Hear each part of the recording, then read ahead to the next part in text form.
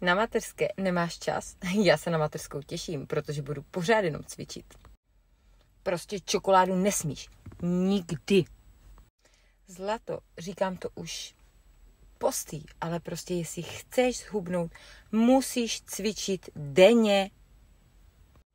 Nemít čas, tak to jsou jenom výmluvy. Ježiši, děti, tak snad mají i tatínka, ne? Jako něco jako sušenku, to já bych nepozřela, protože jako ženské jedí sušenky a pak se diví, že mají celulitidu. Ježiši, že jsi unavená, že jako v noci kojíš, jako sorry, ale to je toho. Tak si prostě ráno vstanu, tak či tak, prostě jako pokud máš správně nastavený priority, tak to prostě uděláš. Jestli to chceš, tak to dokážeš. Tak to já, až budu mít děti, tak já teda budu cvičit 6krát v týdnu a budu dělat i své kardio.